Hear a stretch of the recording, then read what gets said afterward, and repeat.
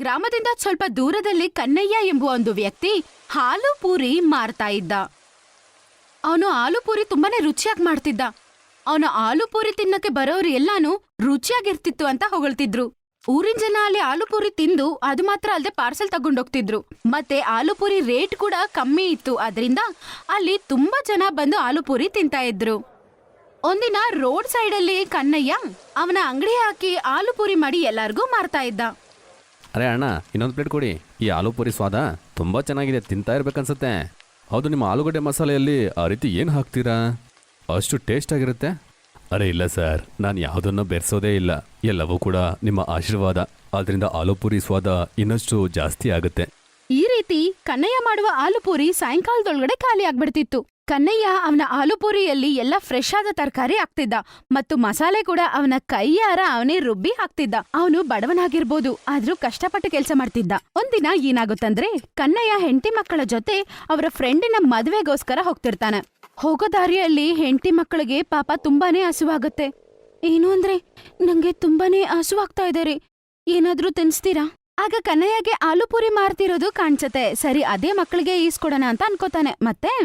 ಸರಿ ಬನ್ನಿ, ಆಲೂಗಡ್ಡೆ ಮಸಾಲೆ ತಿನ್ನೋಣ. ನಿಮ್ಗೆ ತುಂಬಾ ಹಶ್ವಾಗ್ತಾ ಇದೆಯಲ್ಲ? ಮತ್ತೆ ಅವ್ರು ಎಲ್ಲರೂ ಆಲೂ ಪೂರಿ ತಿನ್ನೋದಕ್ಕಂತ ಹೋಗ್ತಾರೆ. ನಮಗೂ ಆಲೂ ಪೂರಿ ಕೊಡಿ. ಅವರು ಆಲೂ ಪೂರಿ ಕೊಡ್ತಾರೆ. ಅವರು ತಿನ್ನಕ್ ಶುರು ಮಾಡ್ತಾರೆ. ಅರೆ ಏನ್ರೇ ಇದು, ಈ ಆಲೂ ಪೂರಿ ಹಿಂಗಿದೆ ಅಲ್ವಾ, ಇದ್ರಲ್ಲಿ ರುಚಿನೇ ಇಲ್ಲ. ಅರೆ, ಈ ಆಲೂ ಪೂರಿ ಟೇಸ್ಟು ಸ್ವಲ್ಪನೂ ಚೆನ್ನಾಗೇ ಇಲ್ಲ. ಈ ರೀತಿ ಕೂಡ ಮಸಾಲೆ ಮಾಡ್ತಾರಾ? ಇವ್ರಿಗೆ ಟೊಮೊಟೊ ಹಣ್ಣು ಬಗ್ಗೆ ಗೊತ್ತಿಲ್ಲ ಅನ್ಸುತ್ತೆ. ಮಸಾಲ ಕೂಡ ಸರಿಯಾಗಿಲ್ಲ, ಉಪ್ಪು ಖಾರ ಕೂಡ ಕರೆಕ್ಟ್ ಆಗಿಲ್ಲ. ಇಲ್ಲಿರೋರು ಇದನ್ನ ಹೇಗ್ ತಿಂತಾರೋ ಪಾಪ. ಅದು ಮಾತ್ರ ಅಲ್ದೆ ಇಲ್ಲಿರೋರಿಗೆ ಇದು ಹೇಗೆ ಇಷ್ಟ ಆಗ್ತಾ ಇದೆ. ಹಾ ನೋಡಿ, ಇವರೆಲ್ಲ ಹೆಂಗ್ ತಿಂತಿದಾರೋ. ನನ್ ಕೈಲಂತೂ ಇದನ್ ತಿನ್ನಕ್ಕಾಗಲ್ಲ, ರುಚಿನೇ ಇಲ್ಲ. ಅಯ್ಯೋ, ನಂಗ್ ಬೇಡ ಅಪ್ಪ. ಅಪ್ಪ, ನಂಗೂ ಕೂಡ ಇದು ಇಷ್ಟನೇ ಆಗ್ತಾ ಇಲ್ಲ. ನೀವು ಮಾಡೋ ಪೂರಿ ಮಸಾಲಾನೇ ನಂಗೆ ತುಂಬಾ ಇಷ್ಟ ಅಪ್ಪ. ಹಂಗಂತ ಹೇಳಿ ಮೂವರು ತಟ್ಟೆ ಅಲ್ಲೇ ಇಟ್ಬಿಡ್ತಾರೆ. ಅರೆ, ನೀವೆಷ್ಟು ಚೆನ್ನಾಗಿ ರುಚಿಯಾಗಿ ಮಾಡ್ತೀರಾ, ಕಡಿಮೆ ರೇಟ್ಗೆ ಬೇರೆ ಕೊಡ್ತೀರಾ. ಹಂಗ್ ನೋಡಿದ್ರೆ ಇದಕ್ಕಿಂತ ಕಾಸ್ಟ್ಲಿಯಾಗಿ ನೀವ್ ಮಾರ್ಬೇಕು ರೀ ಅಲ್ವಾ? ಹಂಗಂತ ಅನ್ಕೊಂಡು ಅವರು ಅಲ್ಲಿಂದ ಹೋಗ್ಬಿಡ್ತಾರೆ. ಮದ್ವೆ ಸಂಭ್ರಮ ಮುಗಿಸ್ಕೊಂಡು ಮನೆಗ್ ಬರ್ತಾರೆ. ಮಾರನೇ ದಿನ ಬೆಳಗ್ಗೆ ಕನ್ನಯ್ಯಗೆ ಅತ್ಯಾಸೆ ಜಾಸ್ತಿ ಆಗುತ್ತೆ. ಮತ್ತೆ ಆಲೂ ಪೂರಿಯ ಅಂಗಡಿಯನ್ನು ಹಾಕ್ತಾನೆ. ಆದ್ರೆ ಆಲೂ ಪೂರಿಯ ರೇಟನ್ನು ಹೆಚ್ಚು ಮಾಡಿರ್ತಾನೆ. 15ರಿಂದ 25 ಮಾಡಿರ್ತಾನೆ. ಆಗ ಅಲ್ಲಿಗೆ ಆಲೂ ಪೂರಿ ತಿನ್ನೋದಕ್ಕಂತ ಒಂದು ವ್ಯಕ್ತಿ ಬರ್ತಾನೆ. ಅರೆ, ಹೇಗ್ ಹೋಗ್ತಿದೆ ಕಣ್ಣಯ್ಯ? ಒಂದಿನ ನಿನ್ ಪೂರಿಯನ್ನ ತಿಂದಿಲ್ಲ ಅಂದ್ರೆ ಹೇಗ್ ಅನ್ಸುತ್ತೆ ಅಂದ್ರೆ ಏನೋ ಬೇಡ ಅನ್ಸುತ್ತೆ. ತಗೊಳ್ಳಿ ಸರ್ ಪೂರಿ. ಅವನು ಆಲೂ ಪೂರಿ ಕೊಡ್ತಾನೆ. ಗ್ರಾಹಕ ಆಲೂ ಪೂರಿ ತಗೊಂಡು ಸಂತೋಷವಾಗಿ ತಿಂತಾನೆ. ದುಡ್ಡು ಕೊಡುವಾಗ ನೋಡ್ತಾನೆ ರೇಟ್ ಹೆಚ್ಚಾಗಿರುತ್ತೆ. ಅರೆ, ಏನಿದು ಕಣ್ಣಯ್ಯ, ಬೆಲೆ ಜಾಸ್ತಿ ಮಾಡ್ಬಿಟ್ಟೆ? ಏನ್ ಮಾಡೋದು ಸರ್, ಹಿಟ್ಟಿನ ಬೆಲೆ ಎಲ್ಲ ಜಾಸ್ತಿ ಆಗ್ಬಿಟ್ಟಿದೆ. ಕಮ್ಮಿ ಬೆಲೆಯಲ್ಲಿ ಮಾಡಿದ್ರೆ ಲಾಭ ಆಗಲ್ಲ. ಕನ್ನಯ್ಯ ಆಲೂ ಪೂರಿಯ ರೇಟನ್ನು ಹೆಚ್ಚು ಮಾಡಿರ್ತಾನೆ. ಆದ್ರೆ ಅಲ್ಲಿ ತಿನ್ನಕ್ ಬರೋ ಗ್ರಾಹಕರು ಕಡಿಮೆ ಆಗಿರ್ಲಿಲ್ಲ. ತುಂಬಾ ಜನ ಅಲ್ಲಿಗೆ ಆಲೂ ಪೂರಿ ತಿನ್ನಕ್ಕೆ ಬರ್ತಿದ್ರು. ಅದನ್ನು ಯೋಚನೆ ಮಾಡಿ ಅವನು ರಿಚ್ ಆಗ್ಬೋದು ಅನ್ಕೋತಾನೆ. ಅದು ಮಾತ್ರ ಅಲ್ಲದೆ ಅಲ್ಪ ಆಸೆಯಿಂದ ಅವನು ಮಸಾಲೆಗಳನ್ನು ಮತ್ತೆ ಬೇರೆ ಪದಾರ್ಥಗಳನ್ನು ಕಡಿಮೆ ಮಾಡಿ ಆಲೂ ಪೂರಿ ಮಾಡ್ತಿದ್ದ. ಗ್ರಾಹಕರಿಗೆ ಇಷ್ಟನೇ ಆಗ್ತಿರ್ಲಿಲ್ಲ. ಏನಪ್ಪಾ ಇದು, ಇವತ್ತು ನಿಮ್ ಪೂರಿಲಿ ಟೇಸ್ಟೇ ಬರ್ತಾ ಇಲ್ಲ? ಅರೆ ಸರ್, ಆ ರೀತಿ ಏನೂ ಇಲ್ಲ. ಅದೇ ರೀತಿನೇ ಮಾಡ್ತಾ ಇದ್ದೀನಿ, ಎಂದಿನಂತೆ ಮಾಡಿದ್ದೀನಿ. ಅದು ನಿಮ್ಮ ಭ್ರಮೆ. ಸಂಡೇನೂ ಬಂದ್ಬಿಡ್ತು. ಅವನು ಆಲೂ ಪೂರಿ ಮಾಡಿ ಮಾರಕ್ಕಾಗ್ತಾನೆ. ಯಾಕಂದ್ರೆ ಸಂಡೇ ದಿನ ತುಂಬಾ ಜನ ತಿನ್ನಕ್ ಬರ್ತಿದ್ರು. ಕಣ್ಣಯ್ಯ, ಏನಿದು, ಇವತ್ತು ಪೂರಿ ಮಸಾಲ ಚೆನ್ನಾಗೇ ಇಲ್ವಲ್ಲ? ಇವತ್ತು ಪೂರಿ ಮಸಾಲ ಸ್ವಲ್ಪನೂ ಟೇಸ್ಟೇ ಇಲ್ಲ. ಆಗ್ಲೇ ಬೇರೆ ಕುಟುಂಬದವರು ಈಗ ಅಂತಾರೆ. ಕಣ್ಣಯ್ಯ, ನಿನ್ನ ಪೂರಿ ಮಸಾಲ ಸ್ವಲ್ಪನೂ ಚೆನ್ನಾಗೇ ಇಲ್ಲ ಕಣೋ. ಬೆಲೆ ಕೂಡ ಜಾಸ್ತಿ ಮಾಡ್ಬಿಟ್ಟಿದ್ಯಾ? ಮಾರ್ಕೆಟಲ್ಲಿ ಎಲ್ಲ ತರಕಾರಿ ಬೆಲೆ ಜಾಸ್ತಿ ಆಗ್ಬಿಟ್ಟಿದೆ. ನಾನು ಏನ್ ಮಾಡ್ಲಿ ಸರ್? ಮತ್ತೆ ಅವ್ರೆಲ್ಲಾರು ಕನ್ನಯ್ಯ ಹತ್ರ ತಿನ್ನೋದ್ ಬಿಟ್ಬಿಟ್ಟು ಅಲ್ಲೇ ಎದುರಲ್ಲಿ ಪಕೋಡೆ ಅಂಗಡಿಗೆ ಹೋಗೋಣ ಅಂತ ಡಿಸೈಡ್ ಮಾಡ್ತಾರೆ. ಅದನ್ನ ನೋಡಿ ಕೂಡ ಅವನಿಗೆ ಬುದ್ಧಿನೇ ಬರೋದಿಲ್ಲ. ಅದೇ ತರ ಆಲೂ ಪೂರಿಯನ್ನು ಮಾಡಿ ಮಾರ್ತಾ ಇದ್ದ. ಮತ್ತೆ ಅತಿ ಆಸೆ ಕೂಡ ಹೆಚ್ಚಾಗ್ತಾ ಇತ್ತು. ಧನವಂತನೇನೋ ಆಗಿರ್ತಾನೆ, ಮಗುನ ಒಳ್ಳೆ ಸ್ಕೂಲ್ಗೆ ಹಾಕಿರ್ತಾನೆ, ತುಂಬಾ ಸುಖವಾಗಿರ್ತಾನೆ. ಆದ್ರೆ ಅವನ ಅಂಗಡಿಯಲ್ಲಿ ಯಾರು ತಿನ್ನಕ್ ಬರ್ತಿರ್ಲಿಲ್ಲ. ಏನಿದು, ಇವತ್ತು ಪೂರಿ ತಿನ್ನೋದಕ್ಕೆ ಯಾರು ಬಂದೇ ಇಲ್ಲ? ಆಗ ಕನ್ನಯ್ಯ ನೋಡ್ತಾನೆ, ಅವನ ಅಂಗಡಿಯ ಎದುರಲ್ಲಿ ಇರುವ ಬೇರೆ ಪಕೋಡೆ ಅಂಗಡಿಗೆ ಎಲ್ಲಾರು ತಿನ್ನೋದಕ್ಕೆ ಬರ್ತಿದ್ರು ಅಂತ. ಆಹಾ, ಪಕೋಡ ಟೇಸ್ಟ್ ಬಾಯೆಲ್ಲ ಇದೆ, ಎಷ್ಟು ರುಚಿಕರವಾಗಿತ್ತು.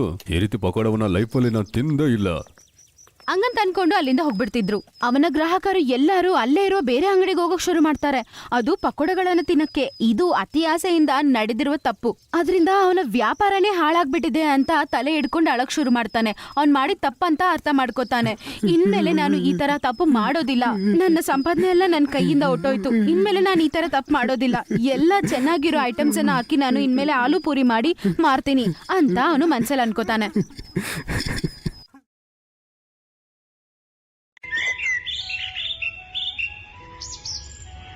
ಮಾಧವಪುರ ಗ್ರಾಮದಲ್ಲಿ ಸಂದೀಪ್ ಎನ್ನುವ ಒಂದು ವ್ಯಕ್ತಿ ಅವರ ಹೆಂಡತಿಯಾದ ಅಂಜು ಜೊತೆ ಒಂದು ದೊಡ್ಡ ಮನೆಯಲ್ಲಿ ವಾಸಿಸ್ತಿದ್ರು.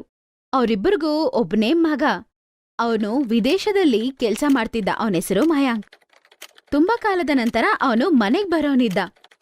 ಅದನ್ ಕೇಳಿ ಸಂದೀಪ್ ಮತ್ತೆ ಅಂಜು ತುಂಬಾನೇ ಸಂತೋಷ ಪಡ್ತಾರೆ. ಆದ್ರೆ ಅವರಿಬ್ರು ಅವನಿಗೋಸ್ಕರ ಸಂತೋಷದಿಂದ ಕಾಯ್ತಿದ್ರು. 3 ದಿನದ ನಂತರ ಮಯಾಂಕ್ ಒಂದು ಚೈನೀಸ್ ಹುಡುಗಿನ ಮದುವೆ ಮಾಡ್ಕೊಂಡು ಮನೆಗ್ ಕರ್ಕೊಂಡ್ ಬರ್ತಾನೆ. ಮಗನೇ ಬಂದ್ಯಾ, ನಾವ್ ನಿನಗೆ ಕಾಯ್ತಾ ಇದ್ವಿ. ಹಂಗಂತೇಳಿ ಸಂದೀಪ್ ಮಯಾಂಕ್ನ ಹಗ್ ಮಾಡ್ಕೋತಾನೆ. ಅಷ್ಟ್ರಲ್ಲೇ ಅವನು ಅಂಜುನ ಕೂಡ ಕರೀತಾನೆ.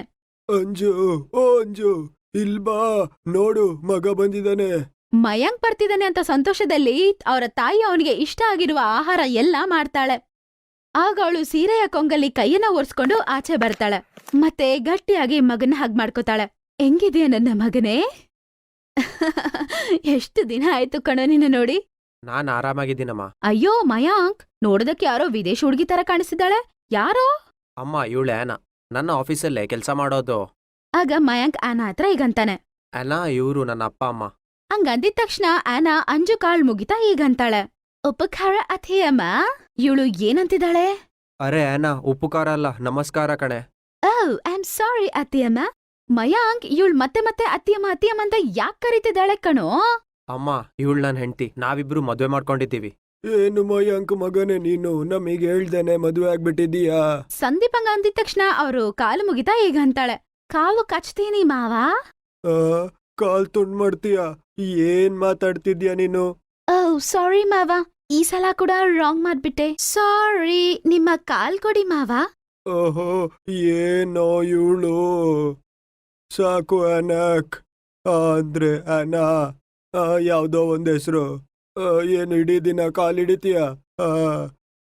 ಹೋಗ್ತಿರು. ಅಯ್ಯೋ ಅಂದ್ರೆ ಅಲ್ಲ, ಆರಾಮಾಗಿರು. ಮಗನೇ, ಏನ್ ನಡೀತಿದೆ ಅಂತ ನೀನ್ ನನ್ಗೆ ಹೇಳ್ತೀಯೋ ಇಲ್ವೋ? ಅಮ್ಮ, ನಾನೆಲ್ಲ ನಿಮ್ಗೆ ಮತ್ತೆ ಹೇಳ್ತೀನಿ. ಮೊದ್ಲೇ ನಂಗೆ ಸಾಕಾಗೋಗಿದೆ, ಅದ್ರ ಮೇಲೆ ಹೊಟ್ಟೆ ಕೂಡ ಹಸಿತಿದೆ. ಮಯಾಂಕ್ ಆಗಂತ ಹೇಳಿ ಅಲ್ಲಿಂದ ಅವ್ನ್ ರೂಮ್ಗೆ ಹೋಗ್ಬಿಡ್ತಾನೆ. ಅವಳು ತುಂಬಾ ಚಿಕ್ಕ ಚಿಕ್ಕ ಡ್ರೆಸ್ ಹಾಕೊಂಡಿರ್ತಾಳೆ. ಸಂದೀಪ್ ಮತ್ತೆ ಅಂಜು ಅವಳನ್ನ ನೋಡಿದ್ ಕಣ್ ಎತ್ತದೆ ನೋಡ್ತಿರ್ತಾರೆ. ಅಯ್ಯೋ ದೇವ್ರೇ, ಇವಳು ಯಾಕೆ ಈ ತರ ಬಟ್ಟೆ ಹಾಕೊಂಡಿದ್ದಾಳೆ ಗೊತ್ತಾಗ್ತಿಲ್ಲ. ಯಾರಾದ್ರೂ ನೋಡಿದ್ರೆ ನನ್ಗೇನು ಅರ್ಥ ಆಗ್ತಿಲ್ಲ ಗೊತ್ತಾ, ಏನಂತಾರಂತ.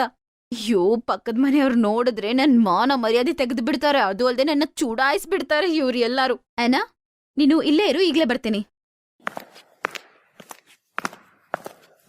ಹಂಗಂತ ಹೇಳಿ ಹೋಗಿ ಅಂಜು ಆನಾಗೋಸ್ಕರ ಒಂದು ಸೀರೆ ತಗೊಂಡ್ ಬಂದ್ ಕೊಡ್ತಾಳೆ. ತಗೋ ಈ ಸೀರೆ, ಬೇಗ ನಿನ್ ರೂಮ್ ಒಳಗಡೆ ಹೋಗಿ ಈ ಸೀರೆನ ಹಾಕೊಂಡ್ ಬಾ ಹಂಗಂತ ಹೇಳಿದ್ಮೇಲೆ ಆನಾ ಮಯಾಂಕ್ ರೂಮ್ಗೆ ಹೋಗ್ತಾಳೆ. ಆಗ ಅಂಜುವಿನ ಪಕ್ಕದ ಮನೆಯವ್ರು ಬರ್ತಾರೆ. ಯಾಕಮ್ಮ ಅಂಜು, ಮನೆಗ್ ಸೊಸೆ ಬಂದಿದ್ದಾಳೆ ಅಂತಲ್ವಾ? ನಮ್ಗ್ ಹೇಳೇ ಇಲ್ಲ. ನಮ್ಮನ್ ಮರ್ತೋಗ್ಬಿಟ್ಯಾ ನಮ್ಗ್ ಹೇಳದೆ? ಯಾಕೆ ಹಿಂಗ್ ಮಾಡ್ತಿದ್ಯಾ? ಯಾಕೆ ವಿದೇಶಿ ಸೊಸೆ ಅಂತನಾ? ಯಾಕೆ ಹಿಂಗ್ ಮಾಡ್ತಿದ್ಯಾ ನಮ್ಮನ್ನ? ನೀನ್ ಹಿಂಗ್ ಮಾಡ್ತೀಯ ಅಂತ ಅನ್ಕೊಂಡೇ ಇಲ್ಲ. ಸ್ವಲ್ಪ ಆದ್ರೂ ಇಂಟ್ರೊಡ್ಯೂಸ್ ಮಾಡ್ಬೋದಲ್ವಾ? ನಿನ್ಗ್ ಯಾಕೆ ಅಷ್ಟು ಓವರ್ ಆಕ್ಟಿಂಗು? ವಿದೇಶಿ ಸೊಸೆ ಅಂತಾನಾ ಹೇಳು? ಅಯ್ಯೋ, ಏನ್ ಮಾತಾಡ್ತಿದ್ದೀರಾ? ಇವನು ಯಾವಳನ್ನ ಮದ್ವೆ ಮಾಡ್ಕೊಂಡ್ ಬಂದಿದ್ದಾಳೆ ಅಂತ ಇದೀನಿ, ಇದ್ರಲ್ಲಿ ನೀವ್ ಬಂದ್ಬಿಟ್ರ? ಅವಳು ನನಗ್ ಸೊಸೆ ಅಂತ ನನಗೂ ಇವಾಗ್ಲೇ ಗೊತ್ತಾಯ್ತು. ಇಬ್ರು ಇಲ್ಲಿಂದ ಹೋಗಿ, ಫಸ್ಟೇ ನಾನು ಟೆನ್ಷನ್ ಅಲ್ಲಿದ್ದೀನಿ. ಅರೇ ಅಂಜು, ಯಾಕ್ ಪಾಪ ಇಷ್ಟ್ ಕೋಪ ಮಾಡ್ಕೋತಿದೀಯಾ? ನಿಮ್ಮ ವಿದೇಶಿ ಸೊಸೆನ ನಮಗ್ ತೋರ್ಸ್ಬಿಟ್ರೆ ದೃಷ್ಟಿ ಆಗತ್ತಂತನಾ? ಯಾಕಮ್ಮ, ನಿಮ್ ಸೊಸೆ ಅಷ್ಟು ಅಪ್ಸರಸೇನಾ ಹೇಳು? ನೀವಿಬ್ರು ಇಲ್ಲಿಂದ ಹೋಗ್ತಿರೋ ಇಲ್ವೋ? ಹಾಯ್ ಹಾಯ್, ಇಷ್ಟು ಕೋಪ ಯಾಕಮ್ಮ? ಸರಿ ಬಿಡು, ನಾವಿಲ್ಲಿಂದ ಹೋಗ್ತೀವಿ. ಆಮೇಲೆ ಅವರಿಬ್ರು ಅಲ್ಲಿಂದ ಹೋಗ್ಬಿಡ್ತಾರೆ. ಸಂಜು ಟೆನ್ಷನ್ ಆಗ್ಬಿಟ್ಟು ತಲೆ ಮೇಲೆ ಕೈ ಇಟ್ಕೊಂಡು ಸೋಫಾ ಮೇಲೆ ಕುತ್ಕೊಂಡ್ಬಿಡ್ತಾಳೆ. ಆನಾ ಅವ್ರ ಗಂಡ ಹತ್ರ ಹೇಳ್ತಾಳೆ, ಮಯಾಂಕ್, ನನಗೆ ತುಂಬಾ ಕ್ರೇವಿಂಗ್ಸ್ ಜಾಸ್ತಿ ಆಗ್ತಿದೆ, ಮತ್ತೆ ಈ ಇಂಡಿಯನ್ ಊಟ ನನಗೆ ಬೇಡ. ಹೌದಾ? ಹಾಗಾದ್ರೆ ಕಿಚನ್ಗೆ ಹೋಗಿ ನಿಂಗೇನ್ ಬೇಕೋ ಅದನ್ ಮಾಡ್ಕೋ. ಮಯಾಂಕಿನ ಮಾತು ಕೇಳಿ ಅವಳು ಕಿಚನ್ ಒಳಗಡೆ ಹೋಗ್ತಾಳೆ. ಕಿಚನ್ಗೆ ಹೋಗಿ ನೋಡಿದ್ರೆ ಅಲ್ಲಿ ಏನಿದೆ ಅಂತ ಅವಳಿಗೆ ಅರ್ಥನೇ ಆಗ್ತಿಲ್ಲ. ಅರೆ, ನನ್ಗೆ ಏನ್ ಅಡಿಗೆ ಮಾಡೋದಂತ ಅರ್ಥನೇ ಆಗ್ತಿಲ್ವಲ್ಲ. ಅದು ಅಲ್ದೆ ಇಲ್ಲಿರುವ ವೆಜಿಟೇಬಲ್ಸ್ ಇದೆಲ್ಲ ಏನಂತ ಗೊತ್ತಿಲ್ಲ. ಏನ್ ಮಾಡೋಣ? ತುಂಬಾ ಹಸಿವು ಬೇರೆ ಆಗ್ತಿದೆ ಅಲ್ವಾ? ಅದೇ ಸಮಯದಲ್ಲಿ ಅವಳಿಗೆ 2 ಬಲ್ಲಿಗಳು ಕಾಣಿಸುತ್ತೆ. ಅರೆ ವಾ, ಸಿಗ್ಬಿಡ್ತು ನನಗೆ ಊಟ. ಏನ್ ಮಾಡೋದಂತ ಅರ್ಥ ಆಯ್ತು. ಹ್ಯಾನಾ ಪಕ್ಕದಲ್ಲಿ ಇರುವ ವುಡನ್ ಸ್ಟೂಲ್ ಮೇಲೆ ಹತ್ತಿ ಮತ್ತೆ ಅವಳ ಕೈಯಿಂದ 2 ಹಳ್ಳಿಗಳನ್ನ ಹಿಡ್ಕೊಳ್ಳೋದಕ್ಕೆ ಹೋಗ್ತಾಳೆ. ಅದೇ ಸಮಯದಲ್ಲಿ ಅಂಜು ಬೇರೆ ಕಿಚನ್ ಒಳಗಡೆ ಬರ್ತಾಳೆ. ಅದನ್ನ ನೋಡಿದ ತಕ್ಷಣ ಅಂಜು ಕಿರ್ಚೋದಕ್ ಶುರು ಮಾಡ್ತಾಳೆ. ಅಯ್ಯೋ ದೇವ್ರೇ, ಏನ್ ನಡೀತಾ ಇದೆ? ಅಯ್ಯೋ ದೇವ್ರೇ! ಅಂಜು ಕಿರ್ಚದ್ ಕೇಳಿಸಿದ ತಕ್ಷಣ ಗಂಡ ಮತ್ತೆ ಮಗ ಓಡೋಡ್ತಾ ಕಿಚನ್ ಒಳಗಡೆ ಬರ್ತಾರೆ. ಹ್ಯಾನಾ ಆ ಸಮಯದಲ್ಲಿ ಕೈಯಲ್ಲಿ 2 ಹಲ್ಲಿಗಳನ್ನ ಇಟ್ಕೊಂಡಿರ್ತಾಳೆ. ಏನಾಯ್ತಮ್ಮ? ಯಾಕೆ ನೀನ್ ಬೊಬ್ಬೆ ಹೊಡೆದಿದ್ದು? ಎಲ್ಲ ಆರಾಮಲ್ವಾ? ಏನಾಯ್ತೇ? ಏನಾಯ್ತು? ಯಾಕೆ? ಅಯ್ಯೋ, ಆನನ ನೋಡಿ ಕೈಯಲ್ಲಿ ಏನ್ ಹಿಡ್ಕೊಂಡಿದ್ದಾಳಂತ. ಸಂದೀಪ್ ಮತ್ತೆ ಮೋಹಿತ್ ಆನ ಕಡೆ ನೋಡ್ತಾರೆ. ಅವಳು 2 ಕೈಯಲ್ಲಿ ಹಲ್ಲಿಗಳನ್ನ ಹಿಡ್ಕೊಂಡಿರ್ತಾಳೆ. ಅವಳು ಅದು ಭಯಂಕರವಾಗಿ ನರ್ಲಾಡ್ತಾ ಇತ್ತು. ಅದನ್ನ ನೋಡಿ ಇಬ್ರು ಜೋರಾಗಿ ಕಿರ್ಚಕ್ ಶುರು ಮಾಡ್ಬಿಡ್ತಾರೆ. ಅಯ್ಯೋ ದೇವ್ರೇ, ಈ ಆನಾ ಆ ಹಲ್ಲಿನ ಯಾಕೆ ಹಿಡ್ದಿದ್ದಾಳೆ? ಓ ಮೈ ಗಾಡ್, ಯಾಕೆ ನೀವೆಲ್ಲರೂ ಇದನ್ನ ನೋಡಿ ಇಷ್ಟು ಭಯ ಪಡ್ತೀರಾ? ನಿಮಗ್ ಗೊತ್ತಾ, ಇದರಿಂದ ಟೇಸ್ಟಿ ಚಟ್ನಿ ಮಾಡ್ಬೋದು. ಇದರಿಂದ ಚಟ್ನಿ ಮಾಡಿ ನಾನು ನಿಮ್ಮೆಲ್ಲರಿಗೂ ಕೊಡ್ತೀನಿ. ಆಗ ಗೊತ್ತಾಗತ್ತೆ ಇದರ ರುಚಿ ಏನಂತ ನಿಮ್ಗೆ. ನಾನು ಬೇಗ ಇದ್ರದ್ದು ಚಟ್ನಿ ಮಾಡ್ಬಿಡ್ತೀನಿ. ಸಂದೀಪ್ ಮತ್ತೆ ಅಂಜು ಅವನ್ನ ಗುರಾಯಿಸ್ಕೊಂಡ್ ನೋಡ್ತಾರೆ ಮತ್ತೆ ಕೋಪದಿಂದ ಹೀಗಂತಾರೆ. ಅರೆ ಮಯಾಂಕ್, ಏನ್ ಮಾಡಿಟ್ಟಿದ್ಯಾ ಕಣೋ ನೀನು. ಅಮ್ಮ ತಾಯಿ, ನೀನು ನನ್ ತಲೆ ತಿನ್ನೋದಕ್ಕೆ ಬಂದಿದ್ಯಾ ಅಂತ ಅನ್ಸುತ್ತೆ. ಇದೆಲ್ಲ ನನ್ ಮನೇಲಿ ನಡೆಯಲ್ಲ.